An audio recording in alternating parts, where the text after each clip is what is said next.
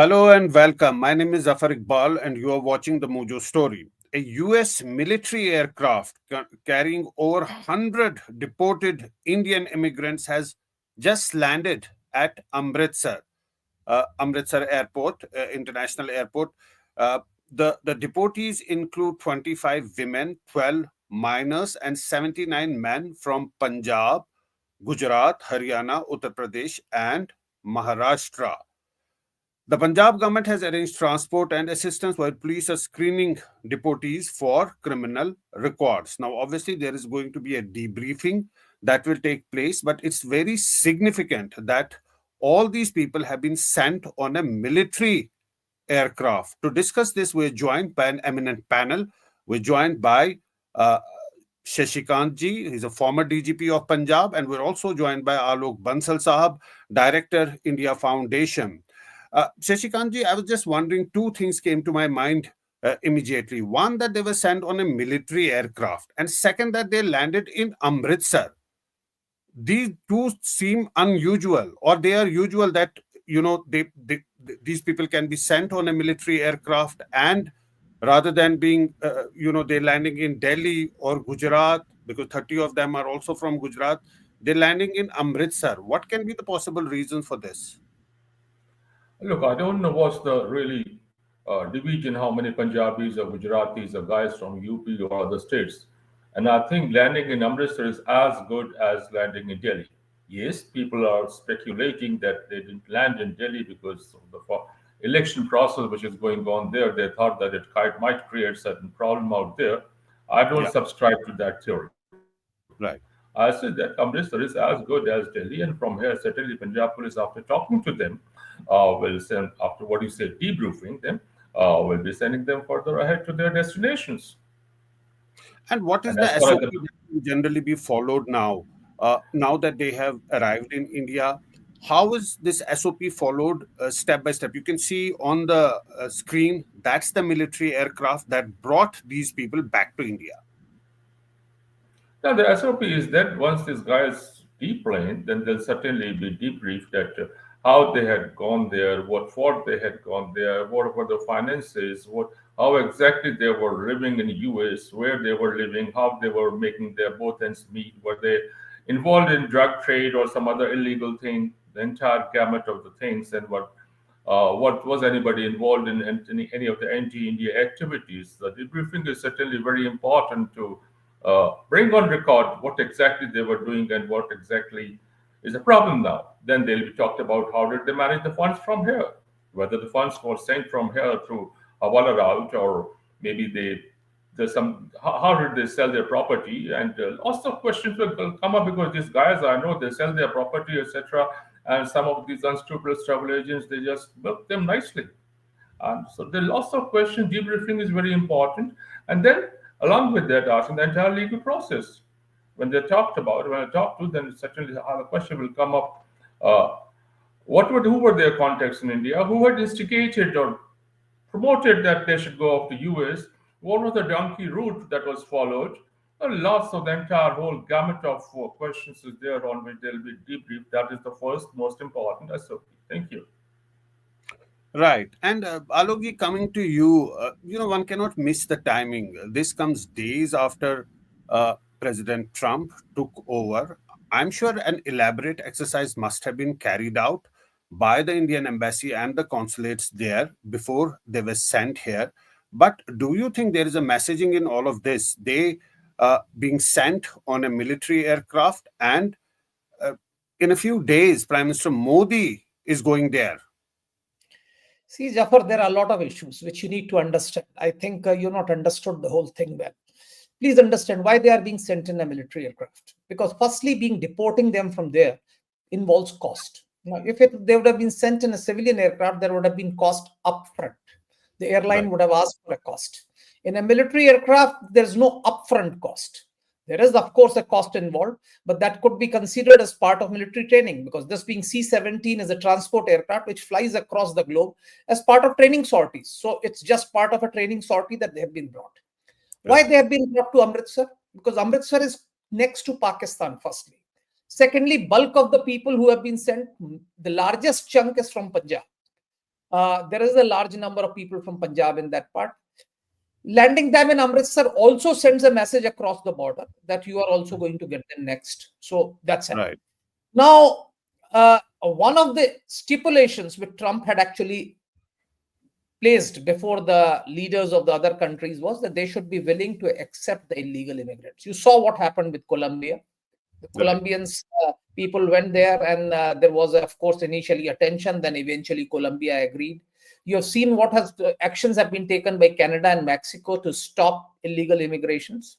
Now, Yeah. similarly, India agreed. India always said, when they had said that there are 18,000 illegal migrants from India, we have said that we are willing to accept them.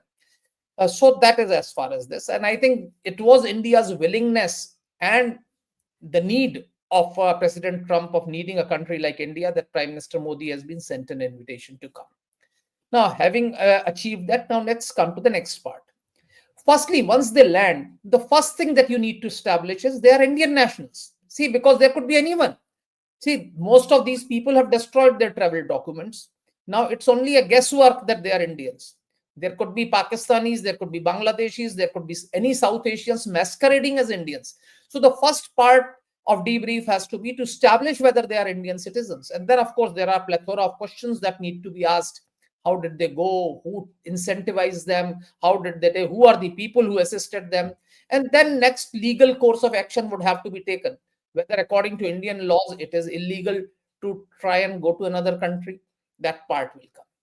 Also, we need to understand when we say illegal migrant, when it comes to Indians in US, there are plethora of different categories of migrants.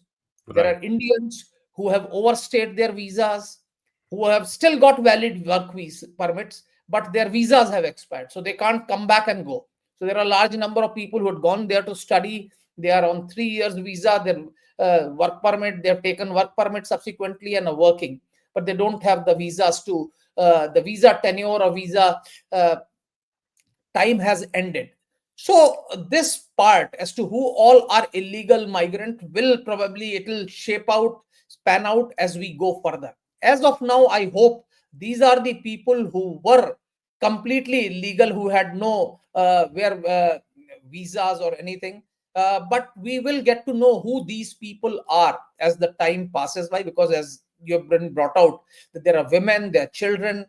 Now those questions will come. Are these children, some of them, were they born in US or something like that? Because those issues will come into play. I don't know how it will work out, but this is a primary incentive. I think Trump wants to show to his electorate that he's acting, and that's why they have been sent in a military aircraft. That's the fastest way he could have done. If he had to charter a civilian airlines, that would have costed him. That would have also entailed certain time, because airlines do not have that sort of spare aircraft to spare for a job like this. They are generally on a schedule. They have planned their maintenance, etc. So I think all these factors have been taken into account, and that's why you're seeing they are landing. Landing in Amritsar also has a point. Please understand, Delhi is a busy airport. If a military airport has to aircraft, it has to be dovetailed. You'll have to do a lot of things. So Amritsar was easier, probably not so crowded, not so busy airport, and I think that's why it's been sent there. Thanks so much, Alokji, for putting all of this in context for our viewers. But you also spoke about the India's response. India's response has been very clear about these illegal immigrants. In fact, Foreign Minister Jaishankar spoke about this a few days ago, and that made India stand very clear. Let's hear what he had to say. If there are any of our citizens who are not here legally, if we are sure that they are our citizens, we've always been, open to their legitimate return to India. So it's not a position unique to the United States. I do understand right now that there is a certain debate going on and a resulting sensitivity which is there. But we have been consistent, we have been very principled about it, and that remains our position, and I conveyed that very clearly to Secretary Rubio. Right. India has been consistent in its stand, and that has been conveyed to the officials out there. But clearly, it is an important development in the sense that all of them have been brought here. But could it be just the first tranche, or we will see more such sort of sorties from the US bringing people who have illegally gone to that country back to India? Or we'll see that it's just a one off, it's more of a symbolic, or it's indeed a part of a process, a larger process. That's what Trump has promised, not just for India, but for other countries as well. Yes, See, this is, I think, to my mind, the first of the number of such actions that are likely to be taken. But it depends. With Trump, everything is transactional. He has taken the first step. He will now observe our next step, how we deal with it, and then the next course of action will be taken. Because please remember, the number of illegal migrants in US is enormous. If they all have to be sent in military aircraft back to their homes, there'll be an enormous cost involved.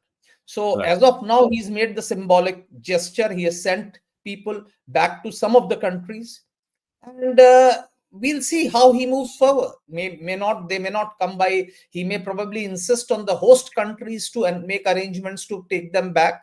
That is also quite feasible, that he may ask the countries that please do the needful to uh, take them back. So that Right. issue is possible. That's what I was trying to say. Right. Shashikant you know, if one goes to Punjab, it is very uh, everywhere. It's visible everywhere that people want to go abroad for studies, for other purposes, for jobs. And that is where this, human trafficking people who are just taken there illegally, they take other means, not the legal means, and go there.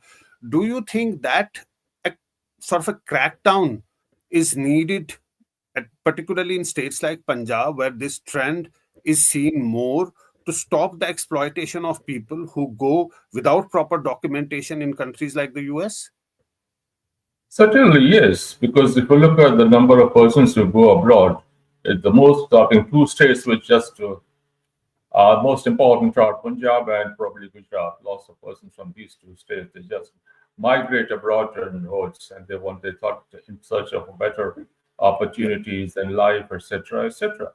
And again, that the important issue is that number one, they sell off their property. The reason why they are going, but if they come back, I think the most important question to be debated is why they had gone abroad, why India can't provide them required opportunities. Uh, why do they try to run away at such enormous cost? There are no jobs. Uh, then the dream of you to go abroad and then going there and then falling in the hands of undesirable elements. Like, look what's happening in Canada. Most of this drug trade out there is being handled by Indians. So these are the questions I think Indian government and gentlemen like Mr. Bansal, etc., who are intellectuals, they'll have to go into and ponder over this question also, that why people have this load, that they're lured by abroad, that charm that they want to go abroad. This will also have to be seen. And last question, last one thing I want to talk about the military aircraft. Look, there's two differences. Even in India, if a person is sent home in a cab, different. If a person is sent in a police car, that's different. It's basically to sort of put some pressure on their psyche that, well, if you do that, we are going to be really stern. We are not going to give you a five-star farewell. We are going to put you there in the aircraft, the military aircraft, and you are being sent as a deportee. Deportee is a different thing than a person going comfortably in a civil aircraft. Yeah, that's what my take out there is. Thank you. But will that act as a deterrent? Do you think such a Of symbolism will act as a course. deterrent? Of course, the world, human psyche is all about symbolism. And these words go because I was talking to certain person who are being hauled up, still in the process of being hauled up in US. Lots of are from Punjab and other states also. There's a fear out there. What's going to happen there? They'll be hauled up. And in US, they've got a different thing. Unlike India, where handcuffing is not permitted. They're straightway, they are picked up and handcuffed and thrown behind the bars and shove them in a military aircraft or whatever it is, and uh, dispatch them. I won't say deport, I'll say dispatch them back to their respective country. That's what Americans do. Thank you. Right. Alokji, you spoke about a process of verification. Uh, I just wanted to understand, would that verification have already happened back in the US before they were deported, and now there will be a debriefing? Because the worry is that it they would have destroyed their travel documents. All of them may not be Indians. There may be a possibility that there are infiltrators, people from other countries who have just rounded up and presented themselves as Indians and arrived in India. Obviously, they have not committed any crime in India, so they will be sent back to their states. See, firstly, Jafar, the US is not interested in carrying out a verification whether they are an Indian or a Pakistani. If a man says he's Indian, he'll be sent to India. That's simple as that. They really don't want to waste their resources and time in doing that. And Right. Indians would not have the capability to doing that. That is Right. our responsibility. We would not want any illegal migrant to land up in our country. We won't want an illegal criminal to land up into our country. So we would Right. do a debrief and we would have the wherewithal because we know what he's saying. Our people can, for an American, if he says, I'm coming from so and so state, so and so village, so and so district, that American would not have heard of that place, leave aside, do anything. So for him, that is very limited. Let's be very clear. Here, we will establish everything that we have the wherewithal to do so. If he says he belongs to so and so, you can ring up, find out what is the validating evidence that exists to ensure that he belongs to India. So that part undoubtedly we will have to do, even if Americans have done it. Though in my opinion, they would have done nothing. The moment a chap said I am from India and he says I'm they would have actually sent him to India. That's simple as that for them. Right. It is for us to find out where they are from. That's what is the point. Right. And do you see any politics taking place on this issue? We're already seeing statements coming from the opposition parties using it as a issue to target the government. In fact, there was a soundbite of Shashi Tharoor. If we can play up that first, and then we can go to Alokji.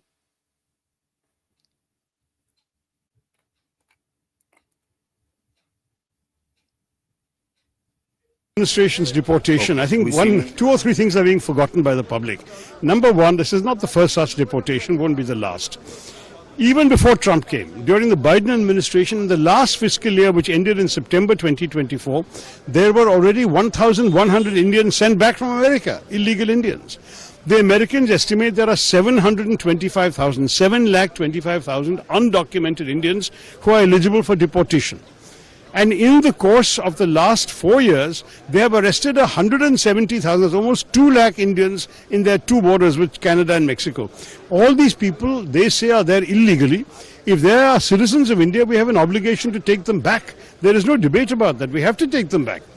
People, if they want to go to America legally, are free to go with a visa, with a job, or as a tourist, or whatever, or to study, whatever it may be. But when you stay either without documentation or illegally or without work permit and you try and work, you are subject to the laws of that country, whether it's America or any other country. If tomorrow Mr. Amit Shah catches a Bangladeshi migrant working in India, he won't deport him. Same story. If an Indian is caught working in America and is not legally there, he'll be deported.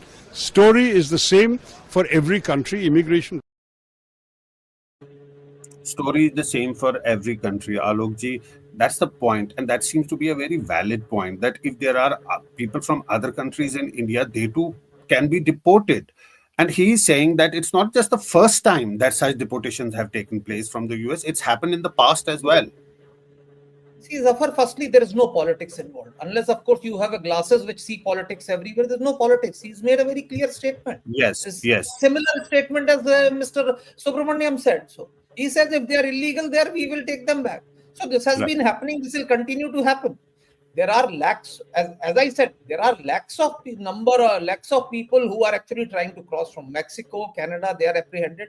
But more importantly, what the numbers which he gave is very interesting. He says 725,000 people.